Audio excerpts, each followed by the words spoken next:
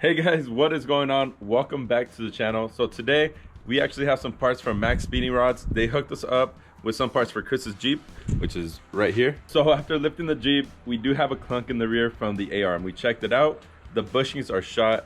Luckily at that time, Maxpeedingrods hit us up and they asked if we needed any parts for the Jeep. Luckily they sell this kit and let me show you. And they sent us this pretty sick flag right here, so that's awesome. We got the A-arm kit there, we got the two control arms there, and then the ball joint as well. So we're gonna start off by taking out the old one from the Jeep and then fitting this one up. I don't know if we have enough time to get to the control arms, so we're gonna start off with taking the 3 bolts for the A-arm there. These are a 21, and then afterwards we're gonna remove these and then we can slide the arm out. I do have a jack in here just so that the axle doesn't tilt. Other than that, let's go ahead and get started.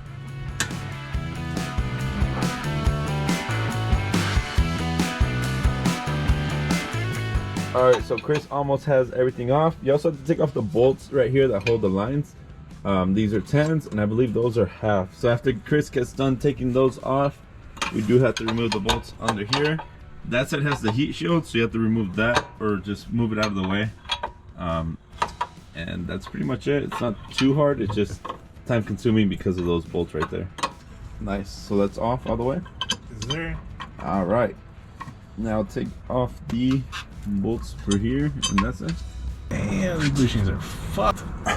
Yeah, that's why you have clunks. You almost there. I'll strip it. Strip it. Got one side. It's a big bolt. Is there? Now the other side, you got to bend down the heat shield, and then you can access the bolt. Right.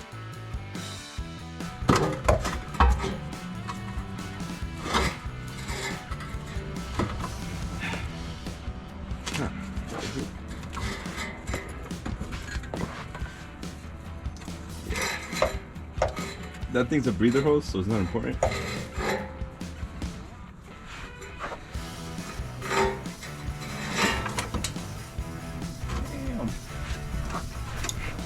Face.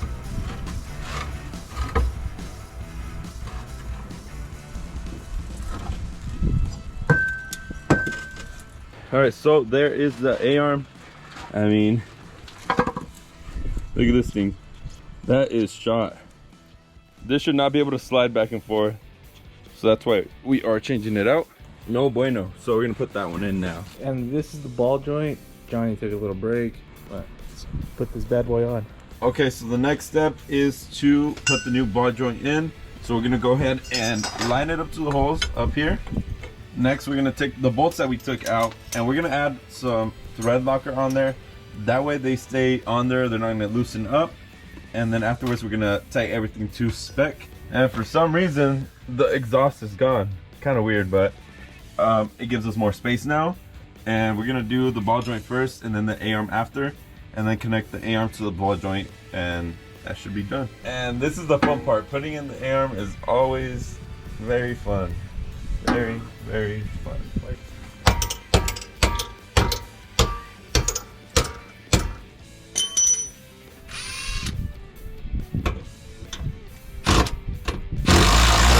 We got the A-arm in.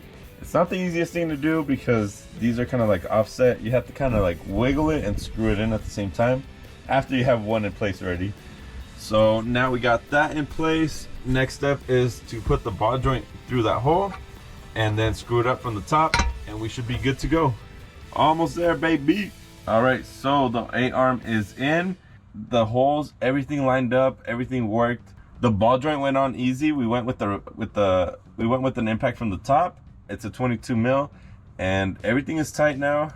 So we have to test drive it. That's the last step, right? Yeah. So now it's time to test it out, take it for a joyride, and see how it runs, huh? Maybe jump it. Woo. Dang! Give us a pepper. Give us a pepper.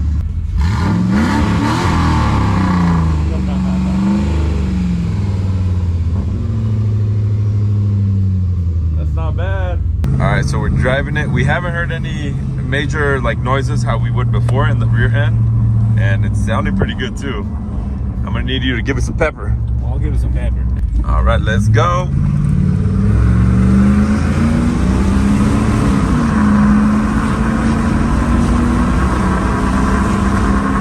huge thanks to Maxpeedingrods for providing all the parts for the A-arm and the rear control arms. We're gonna do the rear control arms later on. Right now we just got the A-arm in and we took off the exhaust. Sounding good, it's not too loud, and it's running way better.